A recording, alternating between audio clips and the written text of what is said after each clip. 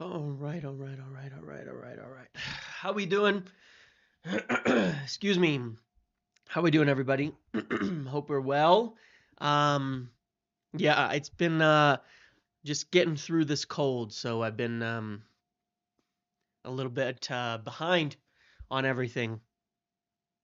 Um, but so I hadn't hadn't yet been able to do a live during this break, but I wanted to make sure I get to one here before the weekend. Lot to talk about today, but I hope everybody's doing well. It's been, excuse me, fairly quiet for an international break, which is not necessarily a bad thing for United at this point. So, but yeah, apologize for the any coughing, clearing your throat, things like that, because I'm just clearing my throat. Excuse me, because I'm just struggling a little bit. Afternoon. Thanks for the entertainment while you're on the train from Birmingham to Manchester. Good to hear. Yeah, I haven't done a live in like 2 weeks, I think, because I've just been it's just the last week's just been busy. And then I got sick and it's been rough. I've been trying to like pick my moments for like making a video. I made a video yesterday. I'm not gonna lie to you guys. A lot of people watched that video. There's a lot of aggregation on it. I can't remember it. I had such bad brain fog yesterday. I don't remember what I said. I hope it was somewhat cognizant because I seriously cannot remember what I was talking about in that video. Um, Nick Quellar, thank you for the super thanks or whatever that might be, the donation. I appreciate that. Thank you very much. Um, yeah, it's a little bit better today. The congestion's a little better. My sinuses feel a little better. I just have like a little bit of a tickle in the throat and all that. Coming to Chicago for the tour. Yes, Nick. I will try to be there. Um, I will try to be there for a whole week, perhaps.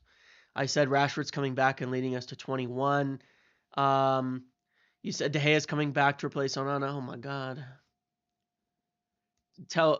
We had no players leave the country on a holiday. Oh, we did, but it's no longer an issue. Hello, United Red. Good to see you, man.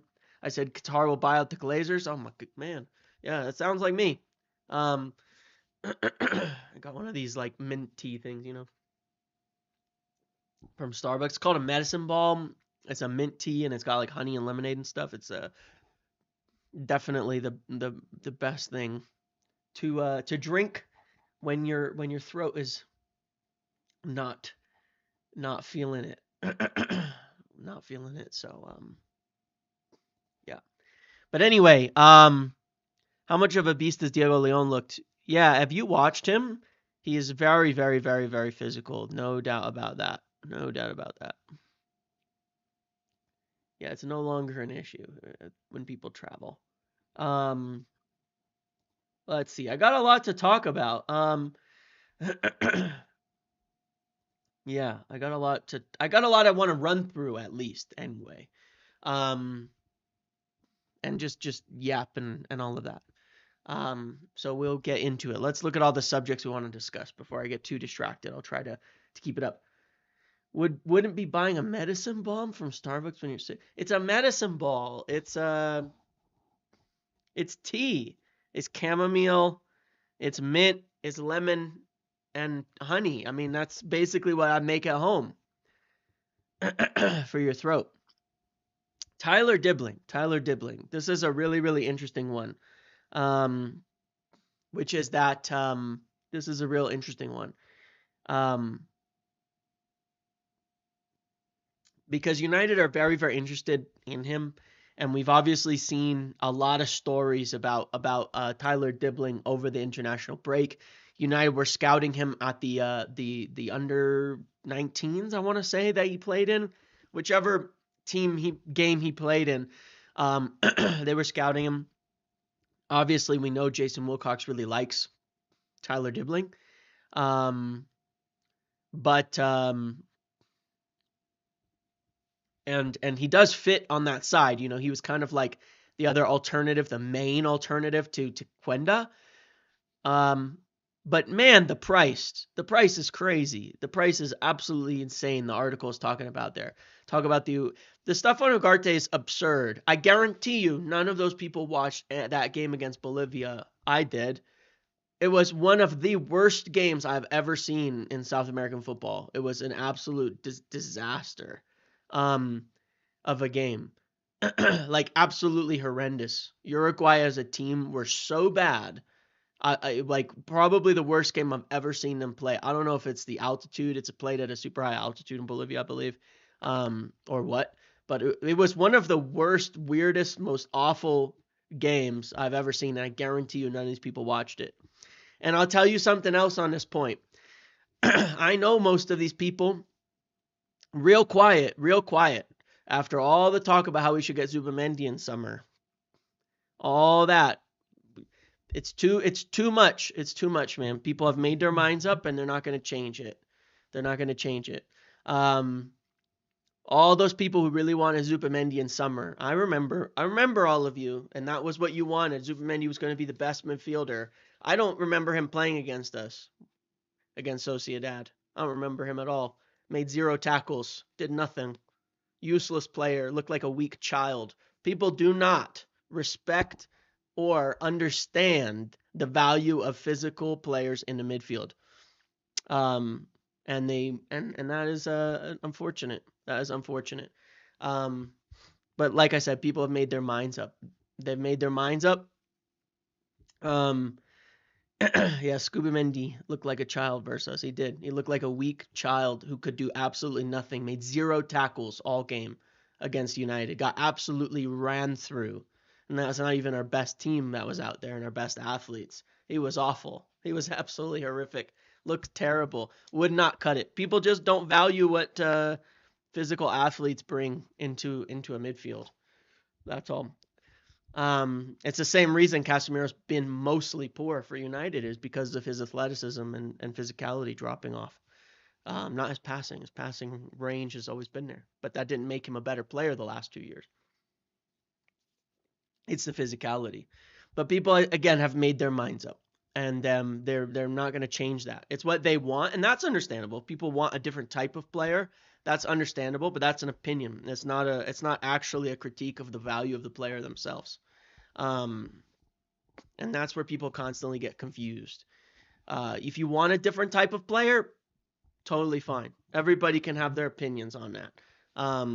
Type of player they like, type of player they value. Everybody's going to have different opinions there.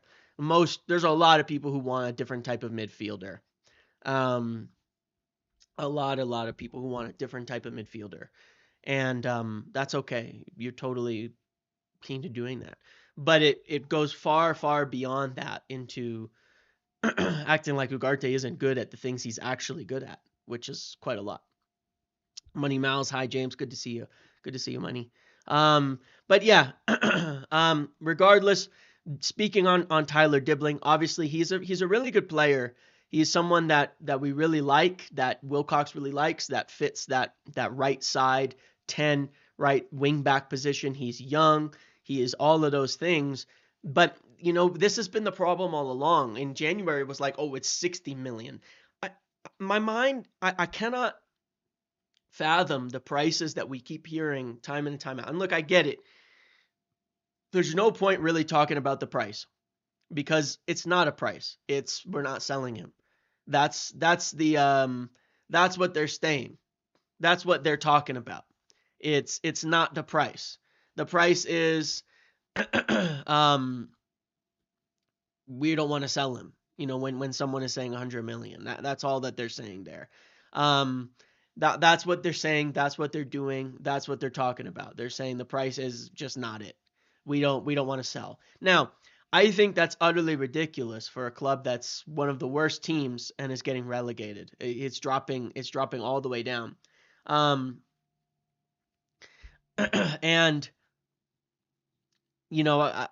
it's kind of interesting. I think he's a good young prospect, but I'm going to show when we get to this 10s review section of something cool to share. Unless you've been in the Discord last night and then you've probably seen it, but I actually redid it a little bit this morning and added some extra things. But something really cool to share in reviewing the 10s, and then I will also make a video on this as well. So yeah, he's not that productive at this point in time. He's a young prospect, and he needs to be at prospect prices. And this is what I see time and time again with this summer. You talk about the names like Ekatike. Who was the other one? Even Benjamin Sheshko. Like, these are guys who are just not that, like, they're good, but they're prospects, and there's a lot of risk. Prospect players cannot be these 80 to 100 million. They just can't. They just cannot be 80 to 100 million. And look, I'll talk about Trincao when we get to the 10s section. I want to talk through all the 10s that we've been linked with, okay? I'm going to talk through all of them in that section. But these prices can't make sense.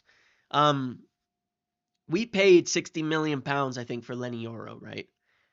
Everybody would kind of agree that was probably on the high end, but this was the best, literally the best young center back prospect in Europe, who was already starting on a regular basis and in a Champions League playing as well, I believe.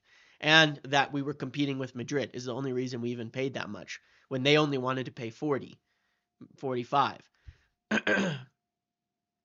These guys aren't worth this. These guys are 40 million at most for good prospect players. Like, these aren't Mbappe's, I don't even know what's a comparable. Have there been any prospects who have been so good that you would pay, that clubs would have actually gone and paid, 70, 80 million for them besides us because we've overpaid for everybody? Has anybody actually, is there a good example of prospects, players who are young, who are not really productive yet, but who are getting there, where clubs have paid, 80 million, 70 million for these players after one good season? I don't know. Now Pogba left for free. We bought him back for an enormous amount of money, but he was already proven by that time, right? João Felix, yeah, probably 125 million, one of the worst transfers ever. That's kind of the good example, right? Jack Grealish wasn't a prospect by that point in time. He'd carried Aston Villa up into the Premier League and kept them there. Dembele worked out really poorly, and then later it figured out. It just doesn't work. It doesn't work, It doesn't work. And even the examples like Dembele and Felix, they had way better stats, right, than Tyler Dibling does at this point in time. But I would even talk about Ekatike, guys like that, where they do have some stats. It's an interesting one. It's an interesting one there. But it's an enormous amount of money. Enzo Fernandez is probably a good bet, but Chelsea have overpaid a lot. I mean, they paid enormous amounts of money for Caicedo, even though he's turned out really well. For Enzo, they've played enormous amount of money for prospects and kind of broken the market in that respect. And I feel like a lot of these teams, putting these prices out, are hoping for, a club like Chelsea to go throw a bunch of money at them, and maybe that's what they want. That it's a distinct possibility that that's what they're looking for. Because the prices are crazy.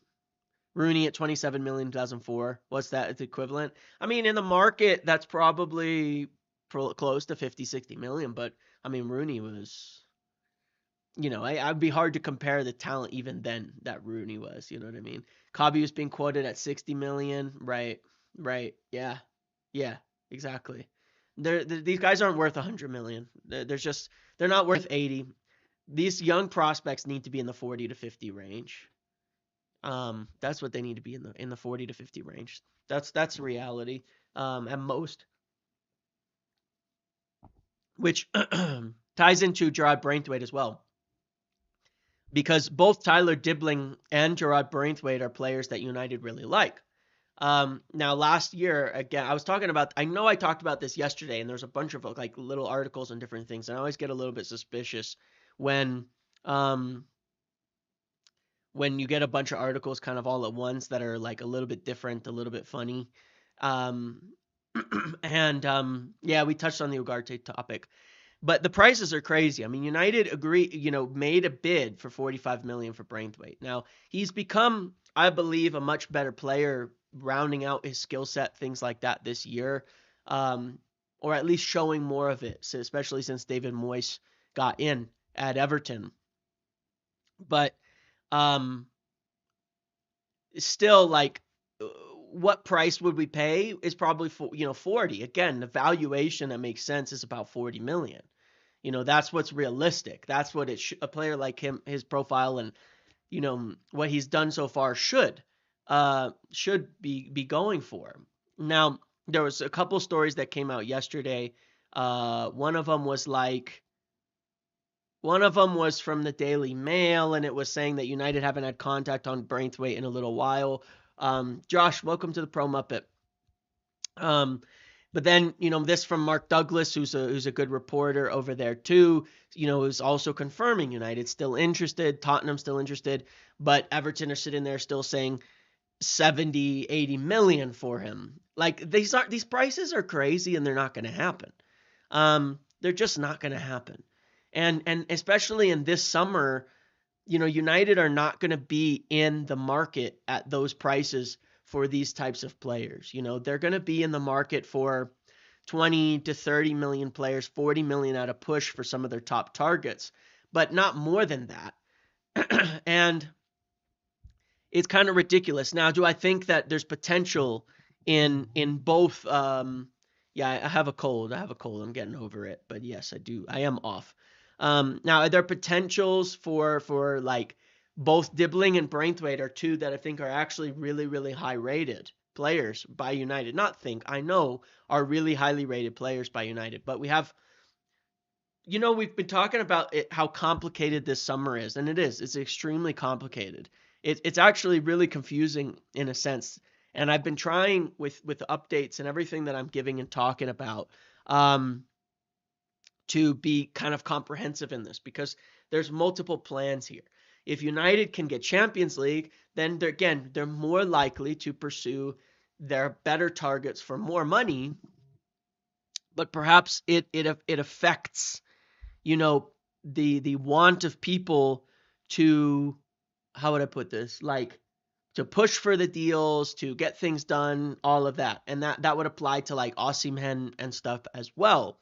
So we're going to just really have to wait on some of this and see. But, there are top targets. Like, and if you look at names and you look at, Osimhen, and you look at Dibling, and you look at Howson or Branthwaite, and you look at these types of players, then a lot of that is only possible with more reasonable fees, and if United can get into the Champions League positions. Without it, it is going to be fairly difficult to get these things done. Humphrey. James, what is your thoughts on Ekitike, Xerxes, and Jonathan David front three? Feel like that's somewhat realistic, or is Ekitike too expensive? I mean, it's not unrealistic, but I don't like it. Like, at all. Personally. Just my opinion. I don't think it's the right balance of players. But yeah. I kind of like Ekitike as an option, but I would definitely not sign an older striker with him. He's a player, if you're spending the money on him, he's going to have to play like a lot. But it's viable. It would be viable to do that. I just don't really like the concept of it personally. I think Howson will go to Madrid in the end anyway, right? So we could probably write that one off. I mean, I think during the break you've had somebody say that, was it Cliver who said he's not going to be there next year or something like that? Anyway, something of international players saying something, but yeah. So there's a balance here where there's targets we like, but the prices are going to have to come down, and then it's really going to be dependent on budget whether we can go for any of these bigger targets as well. So guys like Dibling and Branthwaite are just going to be ones that we have to watch. And that leads us to keepers, and another kind of funny thing here. I've been talking about keepers, as you know, for months now. And there's no smoke without fire on this. I know quite certainly that United have been looking at keepers. I've been sharing it. I'm as certain of it as I ever was. I remember, I did mention this yesterday, so hopefully I'm not repeating myself as I'm remembering a little bit more what I did yesterday. I remember the De Gea thing, talking about United looking at keepers all year. And it was like, no, no, no, no, no. And then they ended up getting a keeper. But I know United have been looking at keepers. But the initial view was get a keeper who can compete with Onana. To get a backup keeper or a second keeper who can compete with Onana. That was the initial view and what they were looking at. But it hasn't been a great year for Onana at all. And really, it's going to depend, again, a bit on all these other factors. Is there an offer for Onana that would clear his costs off, right? Would clear his amortization. I think we need 35 million or something like that.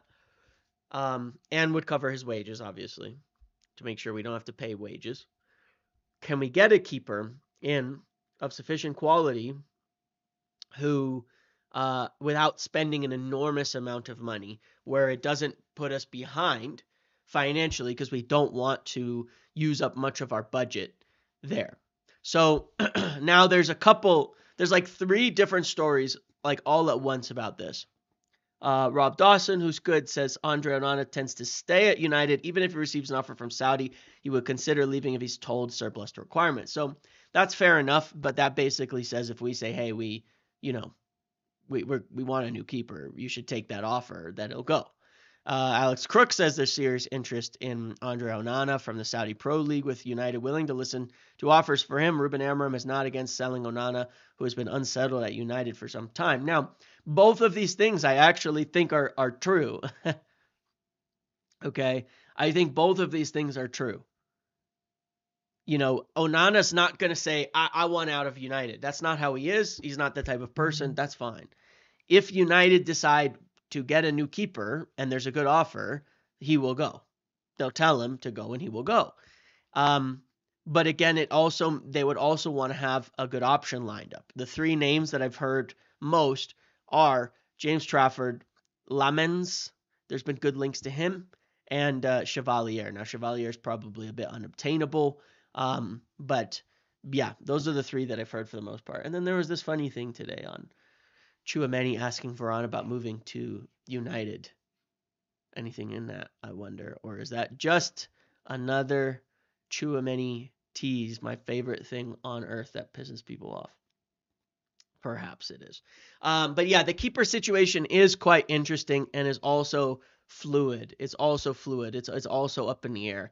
This is where Vivell comes in to provide a proper alternative. Correct. If we can't get the price down, or if we can't afford some of the top players that we want, we can't, then we need alternatives. And that's where maybe you're seeing guys like Akcic. Maybe you're seeing guys like Jimenez. Maybe you're seeing similar players like that come into the frame as far as signings go. So yes, certainly there are those alternatives. Yeah, I've heard some really, really good things about Lamens, and the train kit for Tchouaméni. And look, I'm just saying, I'm gonna say this again now. Okay, I'm gonna say this again now. Tchouaméni's situation is odd. There's really, really true and valid, there's validity to the fact that he has, there's been decent chances for him to leave last summer, the summer before, and there's decent chances for him to leave again this summer. Madrid are a very interesting club in that respect, but we'll keep an eye on it. I'm just saying, we'll keep an eye on it. But I also know that Chelsea and Liverpool have kept an eye on him and his situation at Madrid. So we'll see. It is what it is. But hey, you never know. Maybe there's a chance here. Tchouaméni and Camavinga are like the 2 midfielders. I always feel like they're the ones who got away. That they're 2 midfielders I just want to see at United one day, that I really liked, that we should have signed years ago and that we didn't. And I like both of them a lot. But oh well. But yeah, on the keeper's front, that's what we've got. It is an open situation. United are looking at keepers. They have been looking at keepers, and it's a question of can we line up an option that's affordable, that has a good price, and then can we is there offers And how does Onana finish out the rest of the season as well? You know, so yeah, I think that Amorim wants safe hands, and the club want safe hands. And at the start of the season, they wanted a backup. Bayindir was not playing and was unhappy. They wanted a backup who could potentially become the first choice goalkeeper in the future. Maybe that's a better word than compete. But they wanted a backup. Remember, Bayindir never played under Ten Hag, right? He's played more under Amorim until getting injured, but he never played under Ten Hag. So they wanted another backup keeper, but Onana's had a bit of a rough year, and that kind of changes the view to make it maybe a little bit more urgent. So I guess we'll see. But Trafford was originally looked at for a backup keeper role. But yeah, I like Lamens. I like Lamens. But yeah, there's a few factors into whether this happens or not. This is one of the weirder summers, I got to admit, because for us, it's one of the weirder situations because most years when I'm in March, April, getting my information, Joan Garcia. Now, it's interesting. We'll talk about Lee Kang in a minute. Do I have that right? Do I have the name right? Yeah, I'm sure I do. But there's that. We met with the agent of Lee Kang in Javi Guerra, and I think was it Joan Garcia or it was a keeper as well. He's the agent of. We don't know actually who we were talking about, but we're actually kind of interested in all of them technically. So, or could be interested in all of them, or have had reports of being interested in all of them. So. That's one maybe to keep an eye on. If it was Joan Garcia, I feel like it was, or there was someone named Garcia that he represents as well. That was a keeper. I know there was a keeper and someone named Garcia he represents. Maybe it's the same person, but I don't remember. But yeah, it's a weird one. Usually by end of March, April, I'm looking and saying, we don't really know who the final targets are. Sometimes we do, funnily enough. I mean, a few years ago we did. Last year we did. We knew not the top targets, but we knew a lot of them in certain positions. Like at center back, we made offers for the top 5 names we had on our list by March. We made offers for all of them. Tosin, we got blocked from Todibo. We made offers for Branthwaite. We made offers for one other as well, funnily enough. But the midfield was a surprise. Xerxes was definitely a surprise. And then what was the other purchase? Lenny Yora was not so much of a surprise. We've kind of been tracking him. He was on our list. Delict was down the list. I can't remember everything. But yeah, last year was a little bit of an interesting one. But this year, one of the big differences as well, is that from a budgetary standpoint, it's been most every single season, we've been in a situation where we're probably going to get Europa League, but maybe we could still get Champions League.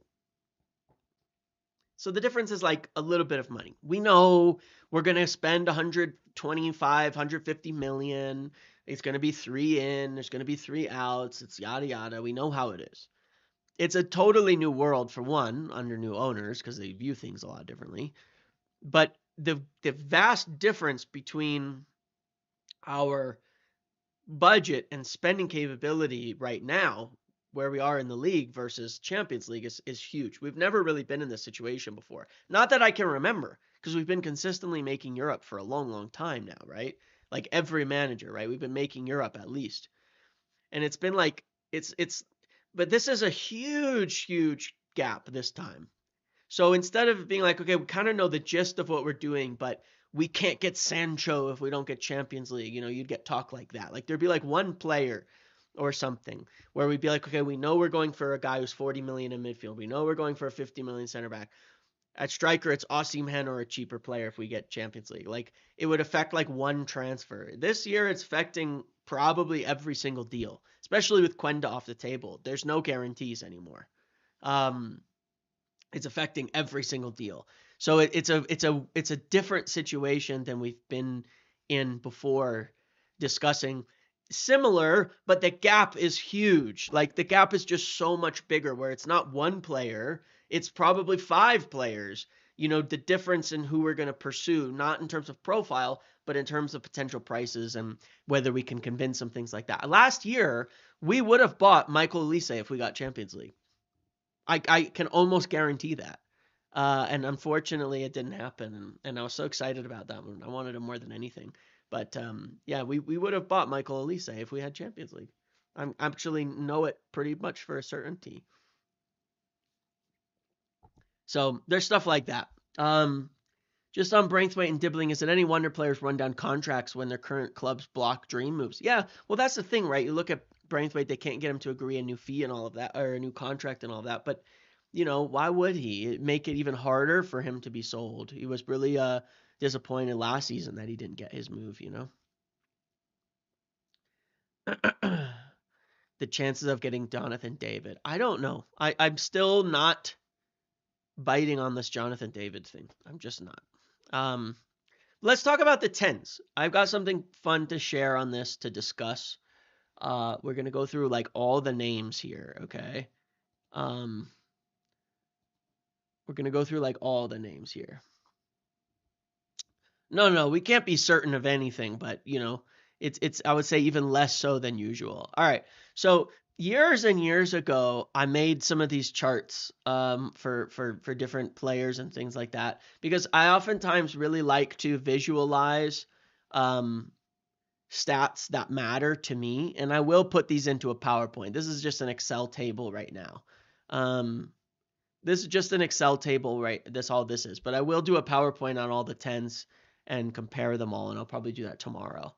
But this is, I've got all these players in here right now. And it's got options that, like our players, Anthony, Garnacho, Ahmad, are kind of 10s that we have at the moment. I'm not counting Bruno because he hasn't played there. I'm not counting Mainu because he hasn't played there like recently, and I'm not counting Xerxes because he hasn't played there until very recently as well. So there's not enough data to match them up correctly. But I made 3 different graph tables here to compare things that I personally think are important attributes for the players that we might be looking at for the 10s position. Let me actually... Shit, I meant to do something else. Because if you look at... Crap. There it is. Oof, I got the right thing. Thank goodness. If you look at Trincao and Gonçalves, the two for Ruben Amorim, Trincao this season at Sporting, you look at his actions. Obviously, you want him to be creative and all of that, but this is just percentile-based stuff. It doesn't give us a ton, but the carrying from that right position matters. Okay, the carrying and the dribbling from that right position especially matters. You want a player there who tends to carry the ball well, who gets it up the pitch. Not necessarily the most amount, but they need to be good at it. Good in the dribble, and then obviously, they're a forward, so they need to create and also be creative. Trincao is a really, really solid player, so I like to show Trincao kind of on here. But this is specifically, in this case, what I'm looking at is shot efficiency, and some of the names we've been linked to for somewhat of like the right 10 position. They're not all right 10s on here, but I think most of them are, or at least can play there. So it's 2 metrics on this graph. It's it's shots per 90. How many shots did they take per 90? Period. Just that's all it is. And it is how many goals per shot, not shot on target, nothing else like that. It's just that. And it's just 1 point of data to look at. We look at our players down here, and we're looking at players who shoot a lot, and Anthony and Garnacho, but have really poor finishing. That get a lot of shots off, but have really poor finishing, right? You go to this side, and you get Enrig and Dibling, a couple players that don't shoot that much and aren't great finishers. A little less than average at this point in time in terms of what they're doing right now. In the middle, you get shoot a bit more. Again, still a bit below average finishing. That's Nico Williams, Roger Fernandez, and Kenan Yildiz. Okay. Over here, you start to get to shoots more and converts a bit better at about double the rate of Garnacho as Trincao, so that's pretty good. You're starting to here get efficiency, right? Like anything here, I would say is good, like above this line almost, because then you have, all right, Turkey has an incredible conversion rate, doesn't take that many shots, but converts really well. I think taking a lot of shots, like there's a balance, right? You take one shot per game, finish them well, like Højlund. That's not that great. So the best scorers are probably like in this range. Cunha is kind of insane in his scoring. Lee Kang-in has actually really good stats here. Mbumo is decent. Ahmad is good. Dorgelis is surprisingly good in this respect too. And Trincao is also good. Now, this is just one chart. I have 3 because I want to put all the pieces together and say who impresses the most, like on each chart. And does that mean like they're, you know, what does that mean? You know, like does that what does that tell us? Right now, you know, nothing. But maybe it does tell us. You know, it gives us one piece of the puzzle as to their efficiency as a goal scorer. Now, someone mentioned Semenyo, right? We have been linked to Semenyo, right? I can put him on here if you want, so we can see what that looks like. So just give me 2 seconds. I was going to ask, if there are players we've been linked to that I'm missing from this list, then let me know, and I will add them. But I was trying to compare the ones that I do know we actually have semi-valid links to at this point in time. For some of the other charts, I can't get all the data just because it's not there, by the way, for some of the players playing outside of the top leagues. 3.69 and 0.07. So, yeah, this would be... I would be a little bit suspicious here on Semenyo. Oops, missing an S. I'd be a little bit wary there on that when I look at him on this chart. Good player. Really, really, really high volume of shooting for, again, also a pretty low return. Similar to Garnacho in that respect. So, and Turkey, I'm not saying Turkey is like super validly linked, but I'm just, I put him on there because there's so much talk about him. Look, United tried to sign him when he was, 16 or 17 years old. He's 20 million this year. I think it should come into consideration. Let's put it that way.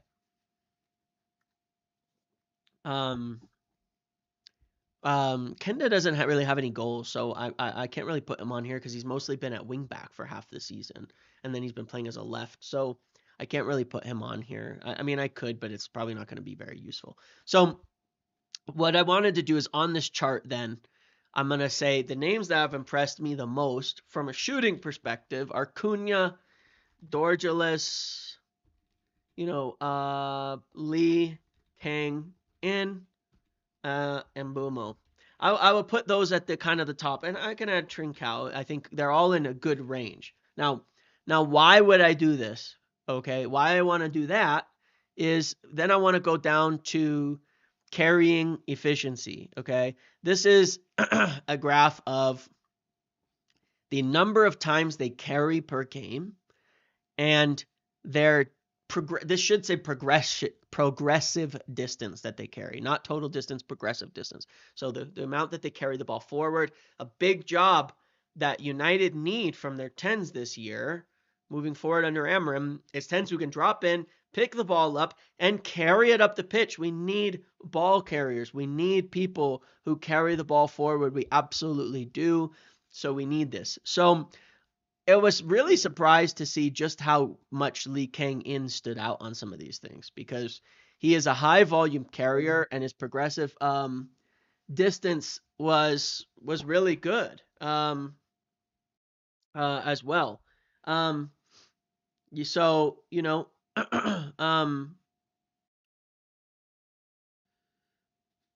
yeah, so his progressive distance was quite good. So, that's really good. Turkey stands out here. Ahmad's good at it. Now look, these are areas where Anthony and Garnacho are not bad at it either. They're decent at picking up the ball, and carrying it. But yeah, I was really impressed. Mbumo is more of not a drop deep and bring it forward type of player, more of a final thirds player. And sure, there's always going to be a balance on things like what league they play in and all of that. With people like Lee Kang In, with Turkey, with all of that. But I would say, of players who aren't ours, Yildiz, Turkey, for sure, and Lee Kang In stand out here. Now, look, unfortunately, we don't have the stats. I cannot get the stats from FB Ref on Roger Fernandez or on Trincao for this, just to plug them in. But, those are players that stand out there. Then we go to chance creation versus take-ons percentage, okay?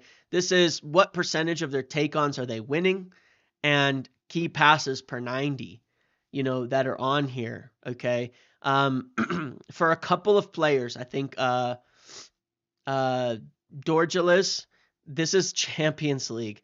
I don't know how it's really truly possible, but in 8 games in the Champions League per 90, his like take on success percentage is insane. It's probably an outlier, but I don't have the data for his domestic league.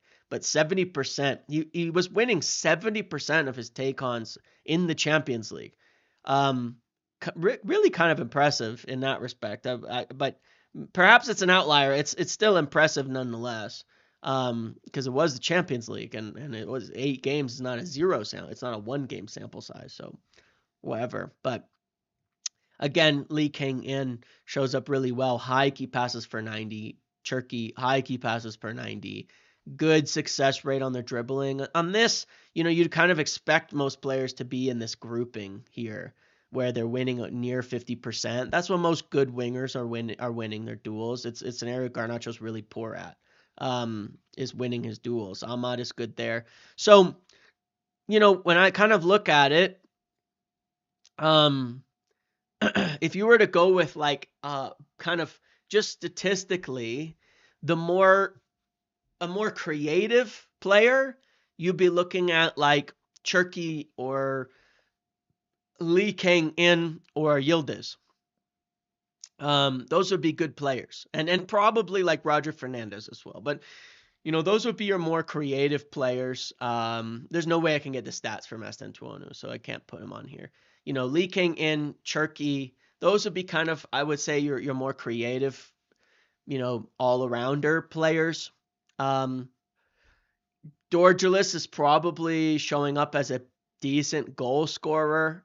Like Ahmad is super well-rounded, right? So if you wanted someone like Ahmad who shows up well in there, well in the progressions, well in chance creation, you're probably looking at your best options are Yildiz, Lee Kang In, Turkey, and Dorgeles, from the people we can get all the data from, right? So Dorgeles, Yildiz, Lee Kang In, and Turkey would be like the 4. I would say, those actually look really good. Now, it's just stats. It's just a part of looking at what they're doing right now. They're all different ages, different experiences, different teams, all of those kind of things. But yeah, if you wanted like a score first player, then you probably want like an Mbumo or a Cunha into there.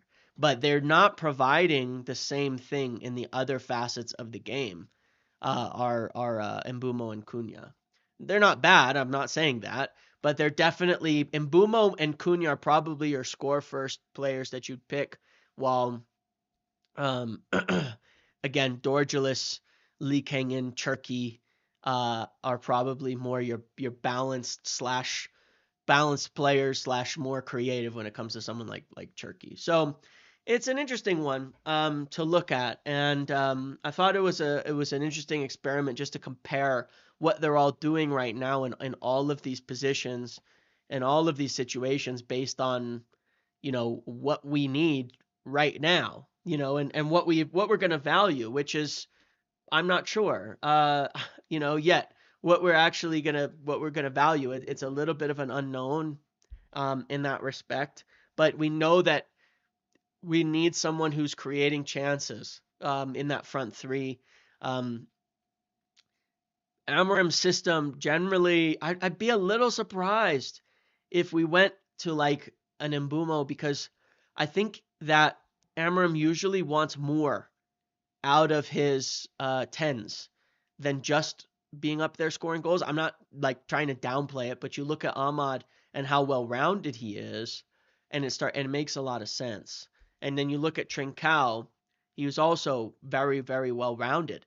He needs those tens to drop in. I'll always reference that 442 video. Who he started a new channel as the guy from that, but um, where he's talking about the biggest challenge, the biggest problem United have under Amorim right now is it's just like a wonky mess of profiles where it just doesn't all fit. Um, it just doesn't all fit. And um, the biggest thing that's lacking is these players who can drop in and carry the ball up the pitch to progress it. It's Amorim's whole thing is getting players who can drop in and carry the ball.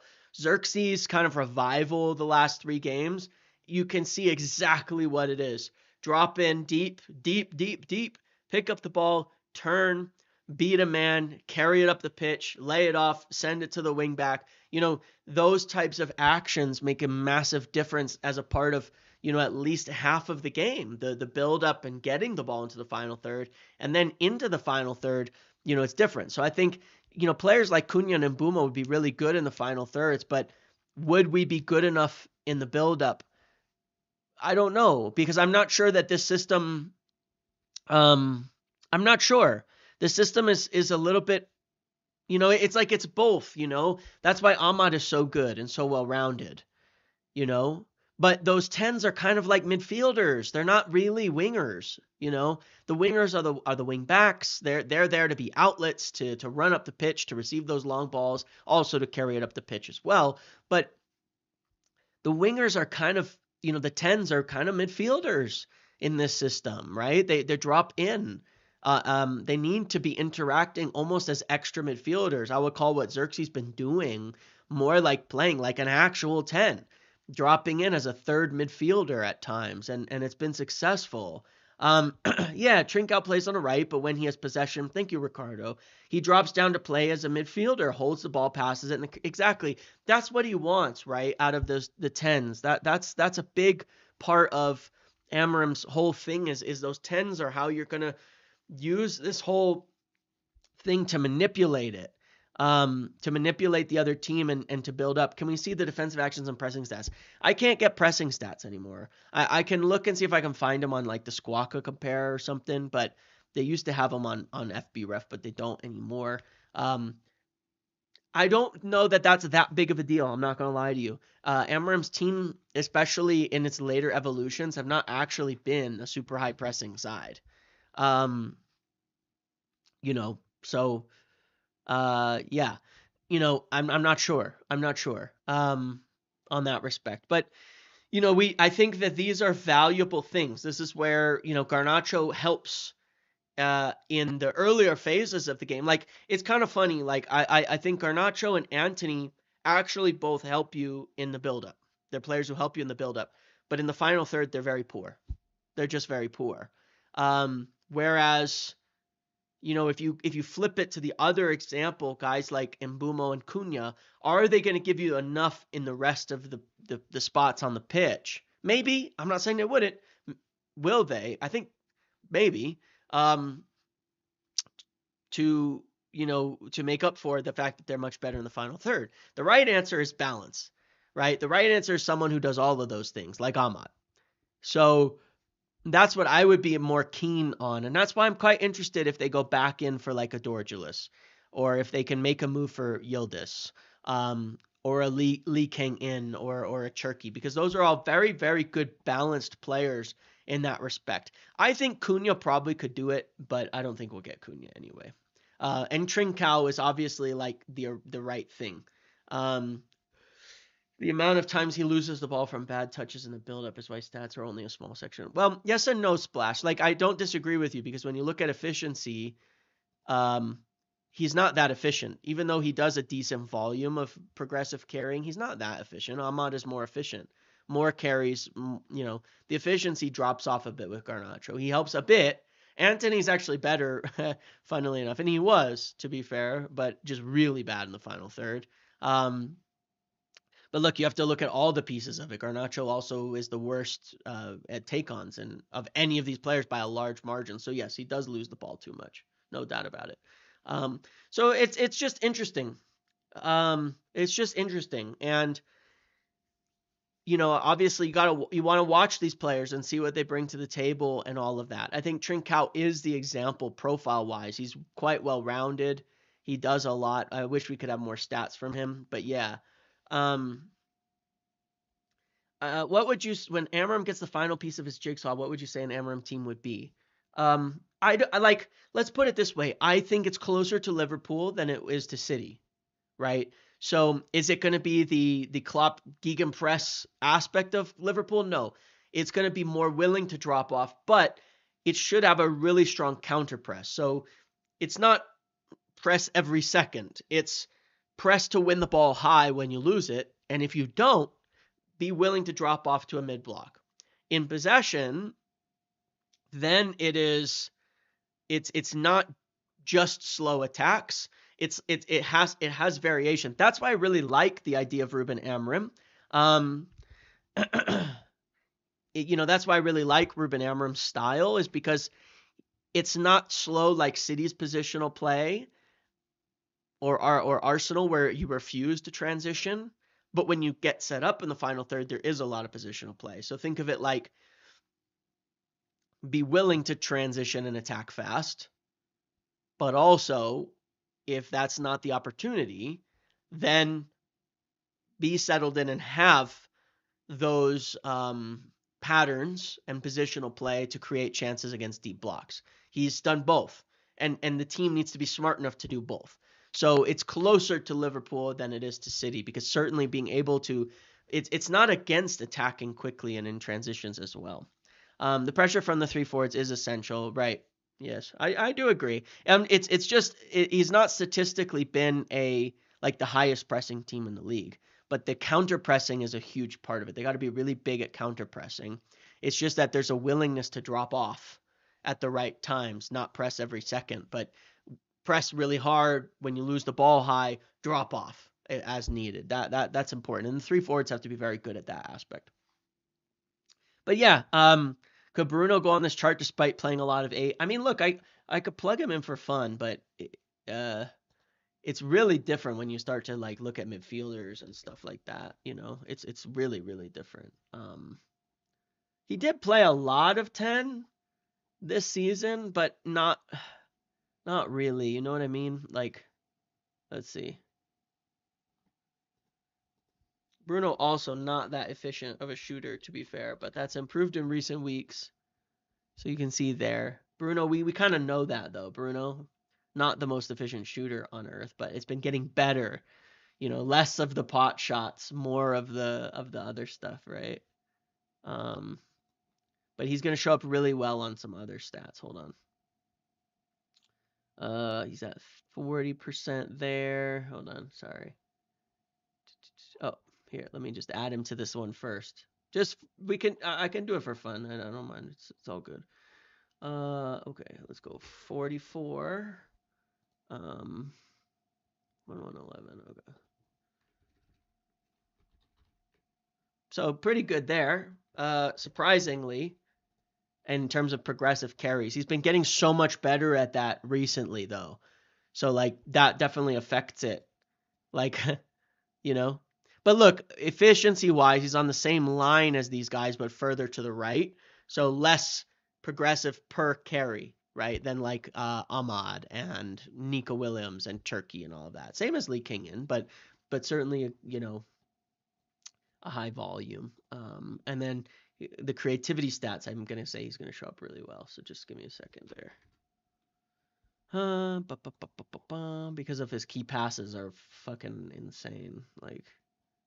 his chance creation on this is going to be kind of nuts, I'm sure.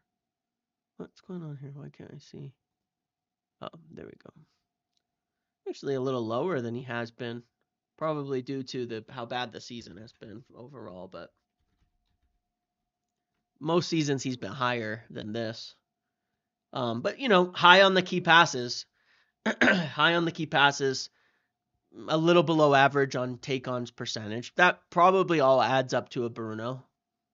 Very creative, not that great of a dribbler, and a bit of a low efficiency shooter. But, right now, if we were to take the numbers from his last 10 games, I'm sure it looks different. But over the course of this season, bad.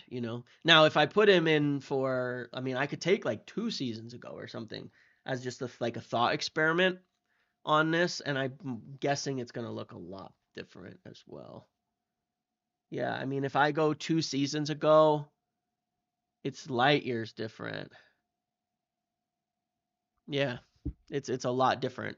Especially more key passes, he'd be over by Cherky in key passes most years. He's playing deeper as well, even now on his good streak. So I'm sure that affects his stats because he's not really playing in the front line. He's still creating a lot of chances, but not as many as when he plays as a 10.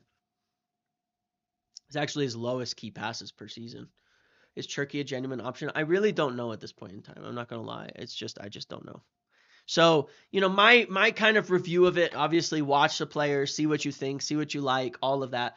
But in terms of the players who on the surface give you, what you need, profile wise, I think, Dorgelis, Yildiz, Cherky, and Lee Kang-in, all players United have been linked to, do give you a really good balance of all of those things in there. In terms of what they're doing right now, just from a stats standpoint. So it's worth watching all of them. I think they're all pretty good players. I think they're all probably quite good players. It's all FB ref. It's all FB ref. So, I'd be pretty happy with any one of those, frankly. But there's other options too. If you want to go for more scorers and Mbumo and Cunha and all of that, I think the stats do semi-represent reality there, where those are players that are more focused on the goals and a little less in build-up and things like that. So, Trincao being kind of the examples. And I still would recommend people watch, if you really want to know. And going back to the whole Ugarte discussion, I don't know how many times, people want something different than the manager wants. And I think people judge everything through their own lens. But I think it's really important when looking at this to say we need to do what the manager's building. That's the most important thing, and judge through the lens of what the manager wants. Trincao is improving a lot. His left foot is a priority for the AR team. I just have doubts about his intensity for the Premier League here. It's Sporting his 10, 11 assists and about 9 goals. Yeah, in general, Ricardo, he's the right profile. Exactly perfect, obviously, right? He does it all. He's exactly what you'd want. Similar in essence to Ahmad in his all-roundness. But the intensity, I think, is a question. Ahmad is an incredibly intense player. That's part of what has made him work. And that's one of those things you just have to watch a player to see. That's the concern about Cherky, is his intensity of action. It's because it's not just pressing. It's how intense are all the actions, how quick, how, all of that, do we want, that's always going to be the key. So that's a factor in this that you're not going to get on the stats. That is, you just have to buy. You have to watch them. You have to watch the players to see that. Otherwise, you'll never know, what a player could bring to the table and how they look and all of those types of things. We'll see Cherky up close against us. But those are the things that matters. And it's the same with a Dibling or someone where his stats look poor, but he's super young, and he's playing in a really bad team, and if you watch, then you maybe get a different picture of a player who could grow. But he's very young. Right now, he's not that great, but he is very talented. So it's a balance of these things, and always worth watching yourself and making individual judgments.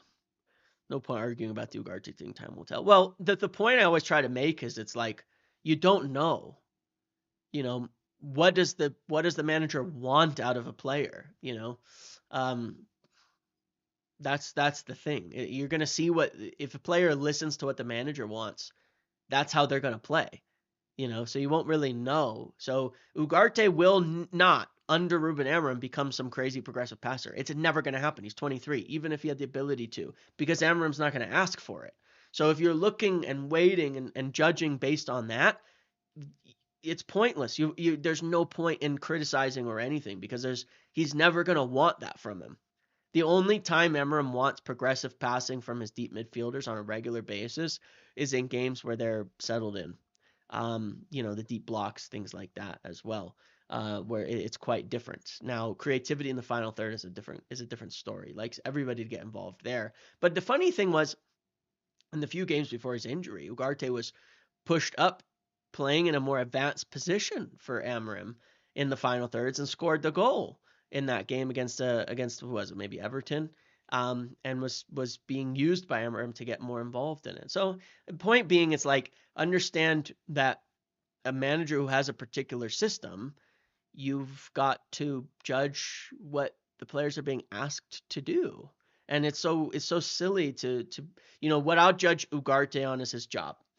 Win lots of tackles, recycle the ball well, and dribble. And by dribbling, I mean take the ball, win more of your duels on the ground, and evade pressure that way, which he's actually very good at. And it's a very strange lie that's been made up as well, that he's not press resistant. He's got actually the best win percentage in dribbles of any of our players, funnily enough. But hey, narratives run free.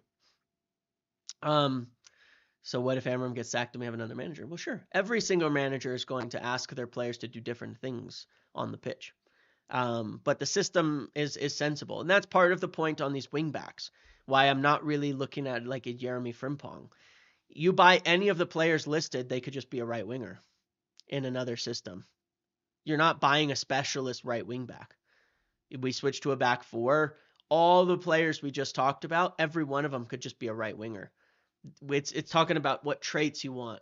Good in build up, good carrying the ball up the pitch, all of that. Etc. So, that's going to be the main thing. That's going to be out there. Is yeah.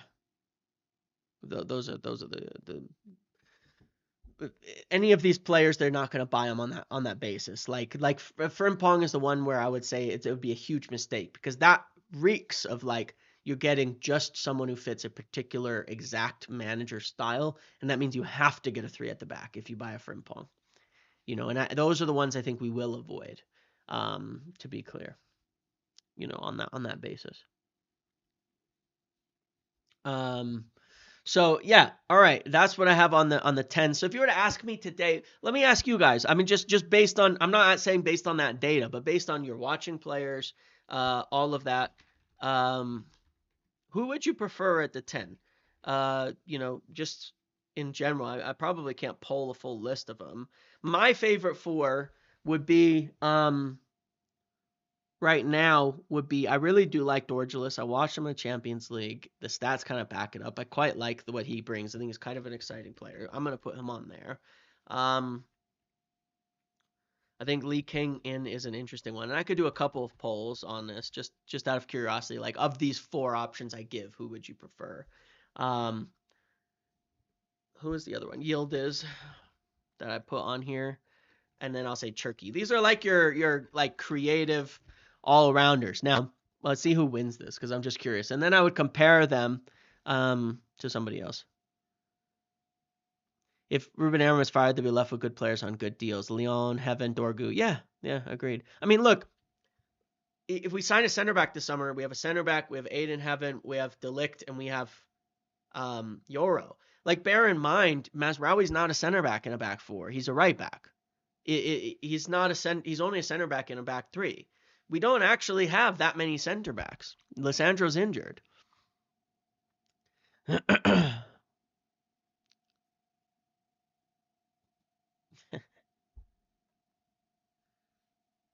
I think Yildiz is a good shout. Yildiz is a very good player. I think all of these are good players that I would be quite happy to bring in, to be honest. But I want to watch more of them for sure. Maguire's leaving in a year, though, Rico. That's what I mean. Like, he'll be gone in a year. So, like, if you were to change manager next season after Amorim, then, you're still only left with like 4 fit center backs. It's not like you have that many if you sign one this summer.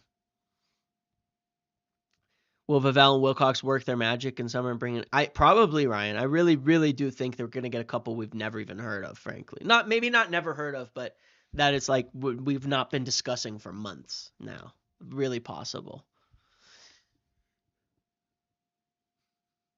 It's a close one here. I want to see Turkey against us. And it's sort of a funny thing because obviously we got to win. But like I want to see how he looks against us because like I go back to that Zubamendi example. Zubamendi would not survive England. He would not survive in this United team. And that's one of the reasons, again, that I really, really don't rate the Twitterverse online of how people talk about midfielders. I think people are really, really poor at rating them. More than any other position, I think people really suck at rating midfielders.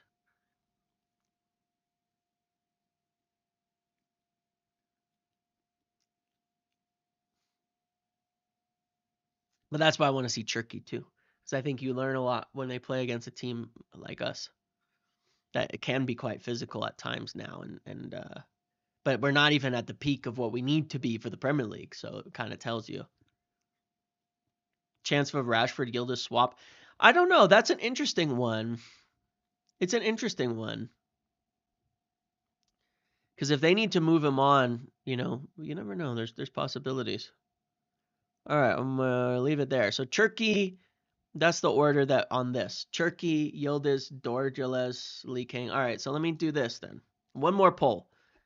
I'm just gonna do one more. I'm gonna use the top 2 options, and I'm gonna add in Mbumo and Cunha. Just out of curiosity. Rashford ain't going to UA, buddy. Well, I don't think he's going to stay at Aston Villa, to be honest.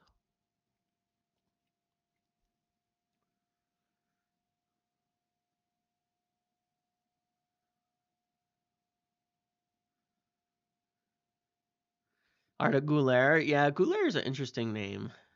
I can't put Xavi Simons on here. He's 80 million. There's no chance we'll be going for him. But I could put him in those charts to see how he stacks up, to be honest. Curious. Yeah, I'd take any 4 of these too. I like them.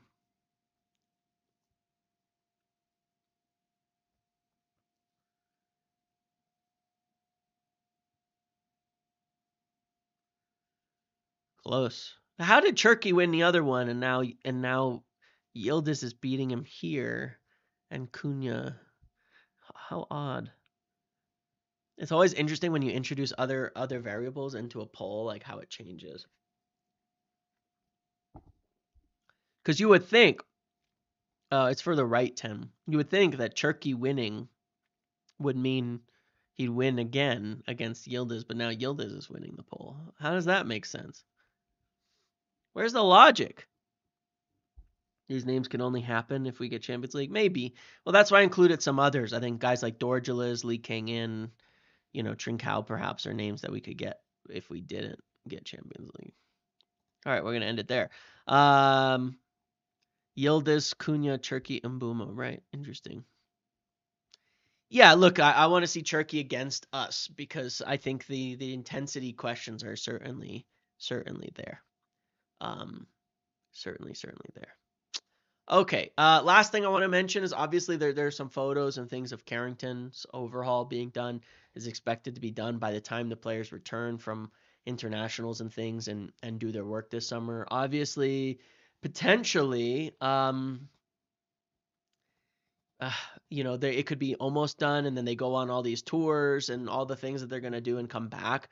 But I think that is an important project that, under the radar, hopefully, it's just a better place to work at, to train at, to do all of that at becomes United, that's my hope at the end of it. Too, but this should be happening. There were some photos and things put out of like the plans in the Manchester Evening News. The plan is for it to be done by summer when they come back from internationals, and that'll be pretty cool to see. So just a small point on that I thought was worth mentioning because it was in the news. That's just one of those little projects that's taken a while, but yeah, it's cool. The upgrade to everything. So, what else? Anything else I wanted to discuss today? I've been talking for an hour and 10 minutes, and my throat is dying, so I'm probably gonna end it here. Um, let's end it there. But yeah, look, take these as one point of data. Watch these players. Watch what they do. Watch where they go from here. Um, watch what happens. Um, See them, watch them actually play football because that's always an important part of it as well. Um, Always an important part of it as well. The strategy of sports management is precisely that a system plays 3-4-3 continue, and it well might. It very very well might. Very very well might. Any link to Etsy? I think Etsy is too expensive. Too old rather. Beyond the profile of what we want to spend there. So, yep, I'll do a tens video kind of talking through all of them, like the midfield one and all of that, hopefully tomorrow. So, thank you all for hanging out with me. It's been a long one. I appreciate you all. I hope it's been an interesting, enjoyable live. I'll be back with some more stuff in the next couple of days, and yeah, we'll go from there. We'll see if anything comes out before the weekend. We don't play till Tuesday, so I have to figure out what the fuck to talk about till then. But I'm sure we'll find something. Okay, see you all later. Have a good one, everybody.